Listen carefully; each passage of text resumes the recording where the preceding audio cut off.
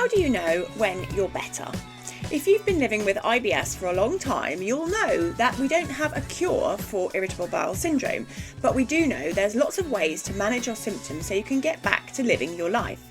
This episode of the Inside Knowledge podcast is going to talk about how to recognise signs of improvement in your IBS and understanding what it means to be better. I'll also share some examples from clients who've really struggled to know when they were feeling better.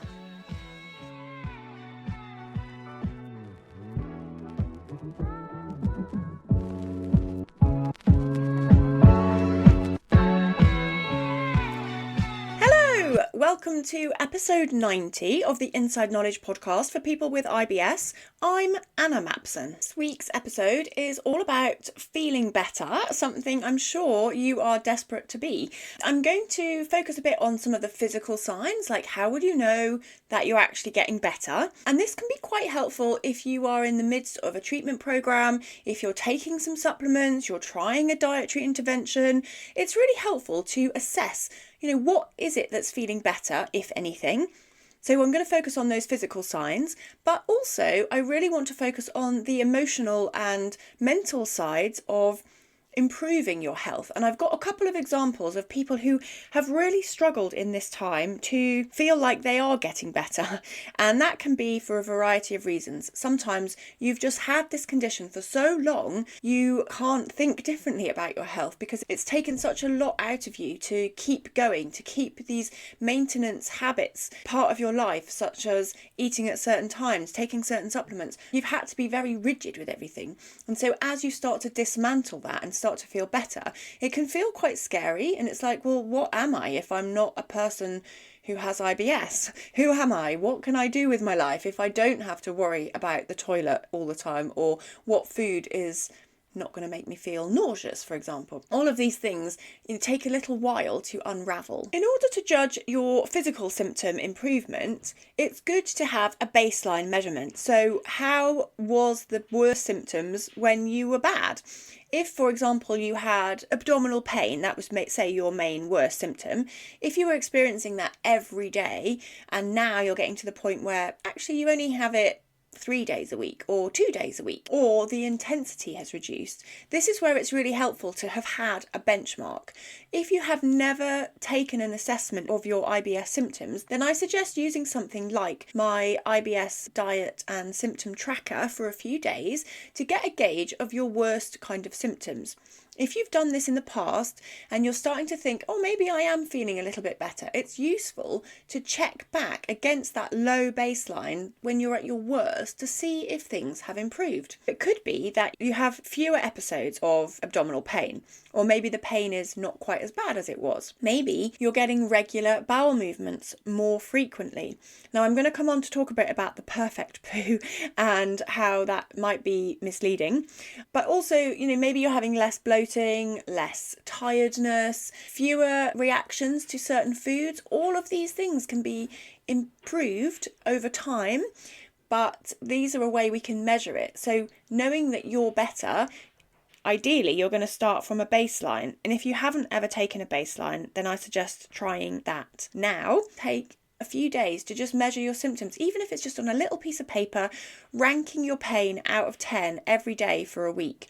Ranking your bloating, how bad is it on a scale of 1 to 10? Write that down and save it somewhere that you can come back to in a couple of months. When we're doing any kind of dietary intervention, it's always helpful to think about how is that affecting your poo? What bowel movement changes are you getting from changing the food that is coming in? We use the Bristol stool chart to discuss poo. I find it a more helpful way with clients particularly who are a bit embarrassed about describing their poo to be able to describe a type. So it goes from 1 to 7, where 1 is very hard, lumpy little poos. Type 7 is very mushy, watery, diarrhea type stool. Okay, and ideally you want somewhere in the middle, like a type 3 to 5. Now, there is no such thing as a total perfect poo, but the one that's type 4 is in the middle of the scale. That is something we tend to aim towards. Now, having that every day isn't necessarily realistic, and it's certainly not necessary. So if you're getting a poo that is normally between type 3, which is, quite a firm sausagey shape, it might have some cracks in it, it may have some harder parts, and then a type 5, which could be kind of mushy and a little bit loose, unformed, and with soft edges, like these are well within the range of normal and not something that you need to continue to optimize. Gut transit time will just naturally fluctuate throughout the day, throughout the week. It's not something that we have to get in a regimented result every day. We're not a machine. So we can't produce the same results every time we eat something. We can't expect the same performance. So when we eat different foods, it may be adding a bit more fibre, and that may give you a softer stool. Maybe you have a bit less fibre on a couple of days, so it goes a little bit harder, or you forget to drink your water, so it gets a bit harder. Again, this can be completely normal, and a slight variation could be nothing to worry about. It's just part of your normal, healthy digestion. Something we do want to work towards, though, is the ease with which you have this bowel movement. If you're still getting a lot of urgency and you're dashing to the toilet all the time, or you're getting significant pain with going, or you're having to strain and sit there for ages trying to get it out, those are all reasons to continue to keep on optimizing. You don't want to feel uncomfortable every time you go. You don't want it to be a major deal where you're worrying about going because it's so painful. Okay, these are still symptoms that you could continue to optimize. But what I try to get through to my clients is that you don't need to have this perfect type 4 bowel movement every single day at the same time every day. It's also okay to have variety in the times with which you go to the toilet. So that would be considered normal as long as you're going 1 to 3 times a day. Like, that's ideal, I would say. Whereas if you're going less than once a day, then that could mean that you're a bit more constipated. So ideally, you do want to try and go once a day, but it is considered normal to go up to 3 times a week. But in my experience, people who've had IBS, you will continue to get bloating and build-up of gas and feeling uncomfortable unless you're going a little bit more regularly than that. So the message there in terms of getting a perfect poo is it's not necessary to continue to optimize it. I've had a client who was I wouldn't go so far as to say obsessed, but she would always wanting to get a perfectly formed stool. But her diet was very high in fibre, and so she was getting quite a loose and mushy stool. And I tried to reassure her that actually a type 5 stool is completely acceptable and doesn't mean that there's something still wrong with you, particularly if there's no blood, no mucus, it's easy to pass, no urgency, not overly odorous. And so that can be completely fine if that's reassuring for you. And it was reassuring for my client who learned to accept that there is some natural variation in a human body and our digestive system. One of the harder things to get to grips with, though, I think, is some of the thought patterns that you've had to maintain when you've got IBS. It's really hard to unpick those. So I had another client a year or two ago who was on a very restrictive diet when she started working with me. We brought a lot of foods back in, we really expanded out her diet, but she was still feeling quite stressed about optimizing her diet. So couldn't really relax into knowing that her diet was okay. And it was okay. She was eating sufficient protein. We worked a lot on the vegetarian protein sources. She was eating a good range of vegetables, like having at least 5 fruits and vegetables every day. She was eating a mix of grains, but without the restrictions that she'd lived with for so long, she found it very hard to relax into eating a wide diet. It's like, well, if I could eat anything, then what should I eat? Like, I've been used to living within these really strict guidelines, and so suddenly I can eat anything? This doesn't feel right. And we spent quite a bit of time talking about how those dietary restrictions had kept her safe. They had been the thing that kept her going, managing her symptoms, But as we started to reintroduce the foods to prove that they're safe, it took a little while in a way for her brain to catch up that it was safe to eat these foods. It's okay to do a wider diet. One of the ways that you will feel more confident is if you've done a full and careful reintroduction process. So with foods that you've been excluding, in order to reintroduce them, you need to really test them properly, and that's what you do when you go through the full FODMAP reintroduction process. You have 3 days of increasing the amounts of FODMAP containing foods, and you're testing your reaction. And if you get 3 days worth of eating the same food and eating quite a large amount on the 3rd day, then you feel really confident that there are no symptoms. If you just gradually bring foods back in again and you don't actually monitor your symptoms, it's very hard to feel more confident. So I would definitely suggest doing a more structured reintroduction plan if that's not something that you've done so far. Because when you know your trigger foods and you have a set list of things that are a problem, then you're more able to feel in control of your diet. This is where it's worth reminding you as well that you need some sort of compassion for yourself during this time. Like, it's quite hard to unpeel some of these thought processes. So one of the ways as well you might measure how better you are is how many days, or maybe how many hours is more realistic, can you get through without some of those obsessive thoughts, without some of that body checking. Are you constantly feeling for being bloated? Are you constantly monitoring every tiny noise, that gurgle or passing gas? Are those kind of symptoms still a real trigger for a whole range of obsessive thinking about our digestion? For example, when people are trying to lose weight, we don't advise them to weigh themselves every day because there are natural fluctuations in weight over days, and there's natural fluctuations in your digestion as well. Some days you might feel more bloated. I don't suggest looking at every poo that you do and assessing, oh, I've had a bad one today, therefore I absolutely need to start throwing in more probiotics. I need to start eating differently. Maybe it is just a natural reaction to not drinking enough water, for example. Part of what you need to adapt to is almost like learning to relax, learning to notice small sensations in your body without thinking that this is always going to cause a flare-up, because the more days that you have without flare-ups, the more you'll be able to do this. So this is where sometimes just actually looking at the data, like every now and again doing a little spot check. How many days have I had a flare-up, and how many days have I been feeling good this week or this month? And actually looking, are you having more days that are better than not? Because that will help you to see that overall, I'm progressing, I'm getting better. What might be another sign is that you are able to listen to your hunger, your fullness cues, and your appetite without overriding it all the time. So something else common in people I work with is that you are either eating to a certain schedule because you have to have 3 meals a day, for example, or you are not eating certain foods when everybody else does because you're limiting or you're restricting the food variety to avoid symptoms. So when you start to relax those food restrictions, you start to relax the rigidity to your eating schedule, you may find it a little bit disorientating as well and think, oh, well, I don't know whether I should eat or not because I've always been used to eating to the clock. Actually, should I eat more when I feel hungry? So when you've worked out what works for you and your body, it's quite disorientating to then suddenly be free from those restrictions. Another kind of restriction that you might find lifting is what activities you can now engage in as you're feeling better. Can you start to do a bit more travelling that you weren't able to do before? Just trying to psych yourself up to be able to go on a longer car journey or to take part in a team game or some sports that you haven't been able to do before.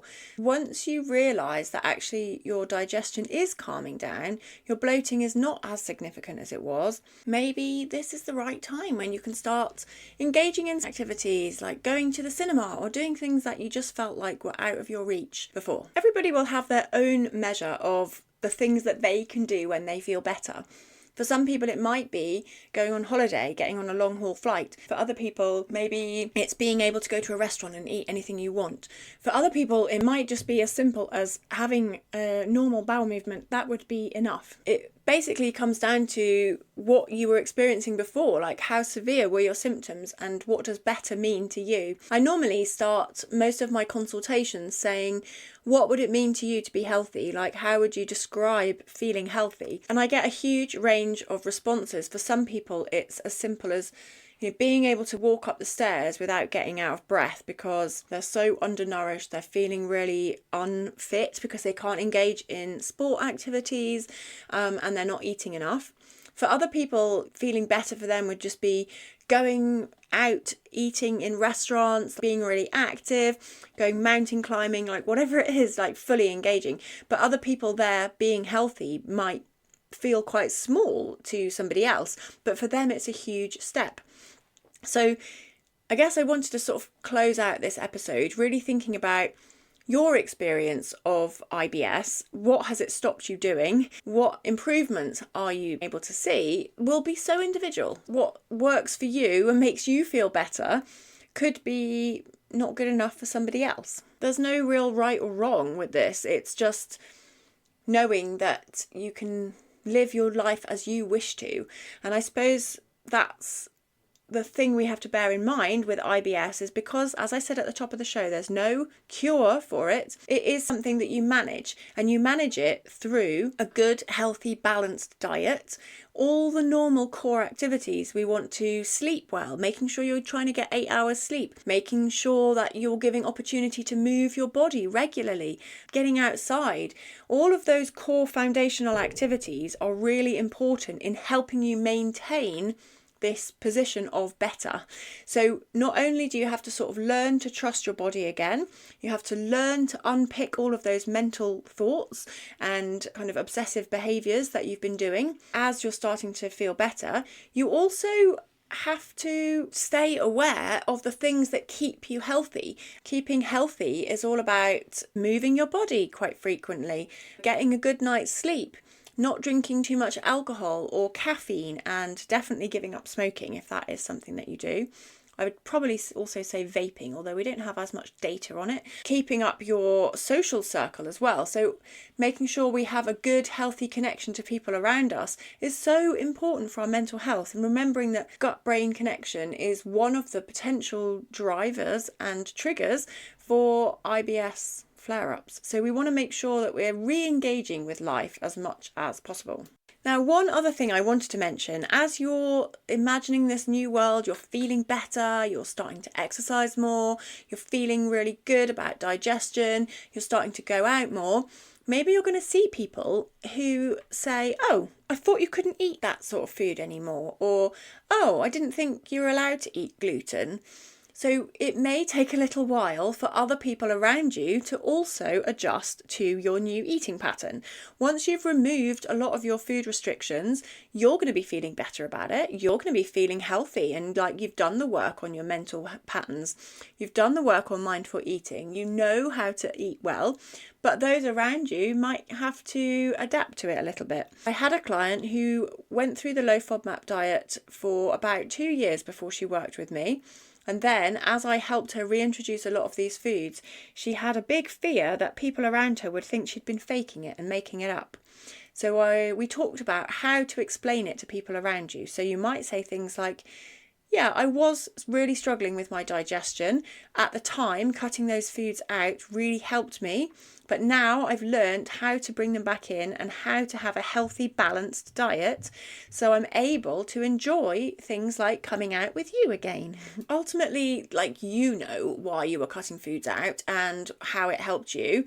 So that is one of the main things. Don't worry too much about what other people are thinking. Secondly, unless people are really, really going on about it, people don't really care that much about what you're eating. So actually just get on with it and enjoy your new broad and balanced diet with your friends, and people will soon get used to you eating. But I just wanted to sort of reference that because I know it is something I've talked about with clients. So how do you know when you're better from IBS is going to depend on to what extent you can re-engage with normal life again, to what extent you can eat foods that you actually want to eat rather than just what you can eat without setting off symptoms. Also, just thinking about how many times you think about your digestion, how many times you are body checking for bloating or gurgling, that sort of thing. Those could be key indicators that help you realise how much better you are. If you're still struggling with any aspects of these, I would also say it's okay to reach out for help. Like, it is so tough when you've been battling this mostly on your own. Most people have already done this for years on their own, and it's so hard. So I really just wanted to acknowledge that if you're feeling better and you think you're feeling better, it's okay to be struggling with how to relax into it, because I've seen a lot of people really struggle with letting go of the thoughts and feelings that have been holding them in a stable position, holding you without flare-up. You should also know that having a flare-up is not necessarily the end of everything. So because we don't have this ultimate cure for IBS, we know that it's possible you will have times when you can flare up again. So in those circumstances, I would think just revert back to the things that you did help, but for the short term. So maybe you go low FODMAP for a day or two. Maybe you do stop exercising for a couple of days. Whatever it is that you need to do to just get better, get over this little flare up, do it and feel okay about it. You know how to manage your IBS. You've been doing this for years.